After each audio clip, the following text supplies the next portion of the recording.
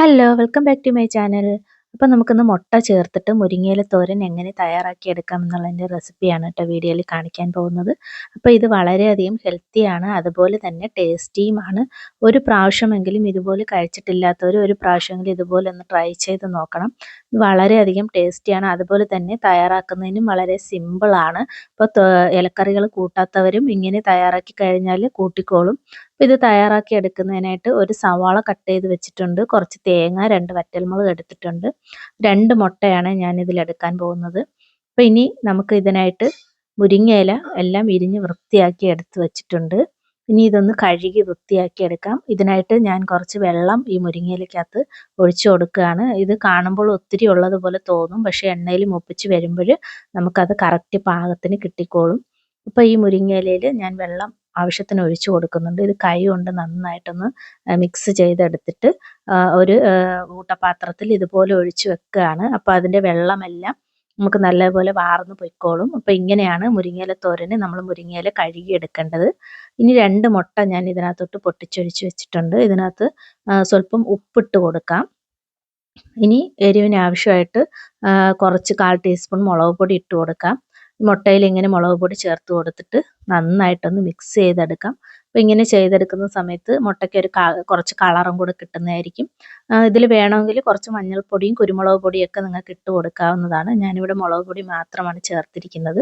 ഇനി മറ്റൊരു പാൻ സ്റ്റൗവിനകത്തോട്ട് വെച്ച് കൊടുത്തിട്ടുണ്ട്. അതിനകത്തോട്ട് എണ്ണ ഒഴിച്ച് കൊടുക്കാം. എണ്ണ ഒന്ന് ചൂടായി വരുന്ന സമയം കൊണ്ട് കടുക് പൊട്ടിച്ചെടുക്കുന്നുണ്ട്. 3 വറ്റൽമുളകാണ് ഇട്ട് കൊടുത്തിട്ടുള്ളത്. അപ്പോൾ എരിക്ക് ആവശ്യമായിട്ട് ഞാൻ ഇട്ട് കൊടുത്തിട്ടുണ്ട്. കൂടുതലായിട്ട് എരിവ് വേണമെന്നുള്ളവർ വറ്റൽമുളകിൻ്റെ എണ്ണം ഒന്ന് കൂട്ടിക്കൊടുക്കാവുന്നതാണ്.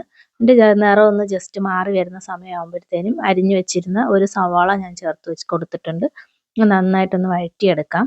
ജസ്റ്റ് ഒന്ന് സവാള ഒന്ന് വെന്ത് വന്നാൽ മതി.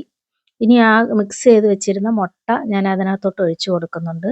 നന്നായിട്ട് സവാള ഒക്കെ ആയിട്ടൊന്ന് മിക്സ് ചെയ്തെടുക്കുന്നുണ്ട്. മുട്ടയൊന്ന് ജസ്റ്റ് ഒന്ന് വെന്ത് വരട്ടെ.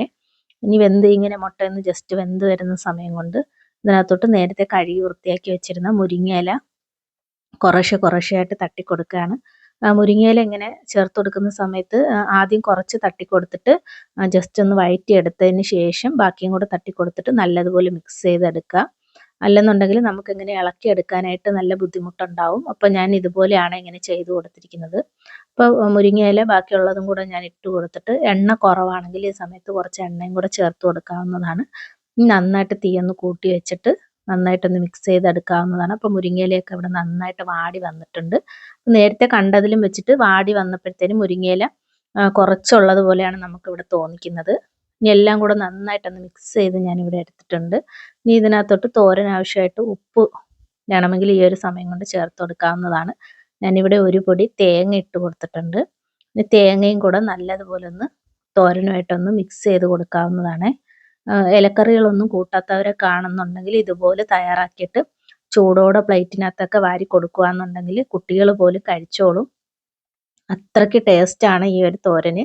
അപ്പോൾ എല്ലാവരും ഇതുപോലെ ഒന്ന് ട്രൈ ചെയ്ത് നോക്കണം. അപ്പോൾ വീഡിയോ ഇഷ്ടപ്പെടുവാണെങ്കിൽ ലൈക്ക് ചെയ്യണം, സബ്സ്ക്രൈബ് ചെയ്ത് എൻ്റെ ചാനലൊന്ന് സപ്പോർട്ട് ചെയ്യാൻ മറന്നു പോകരുതേ. അപ്പോൾ ഉപ്പും കൂടെ ചേർത്ത് കൊടുത്തിട്ട് നന്നായിട്ട് ഞാനൊന്ന് മിക്സ് ചെയ്ത് കുറച്ചൊന്ന് അടച്ചു വെച്ചൊന്ന് വേവിക്കാം. അപ്പോൾ ഇതിൽ ഞാൻ ഒരു തുള്ളി വെള്ളം പോലും ഞാൻ ചേർത്ത് കൊടുത്തിട്ടില്ല. ആ നീരാവിയിൽ ഇരുന്നിട്ട് തന്നെയാണ് ആ തോരൻ നല്ലപോലെ വെന്ത് കിട്ടിയിരിക്കുന്നത്. അപ്പോൾ ഇലയൊക്കെ ഇവിടെ നല്ലപോലെ വെന്ത് തോരൻ ഇവിടെ അടിപൊളിയായിട്ട് തയ്യാറായി കിട്ടിയിട്ടുണ്ട്. അപ്പോൾ എല്ലാവരും ഒന്ന് ട്രൈ ചെയ്ത് നോക്കണം. വീഡിയോ ഇഷ്ടപ്പെടുവാണെങ്കിൽ ലൈക്ക് ചെയ്യുക. അഭിപ്രായം എന്തെങ്കിലും ഉണ്ടെങ്കിൽ കമൻറ്റ് ബോക്സിലൂടെ അറിയിക്കുക. അപ്പോൾ ഒരു പ്രാവശ്യമെങ്കിലും ഇതുപോലെ ഒന്ന് ചെയ്ത് നോക്കണേ. അപ്പോൾ അത്രയേ ഉള്ളൂ. ടാറ്റാ.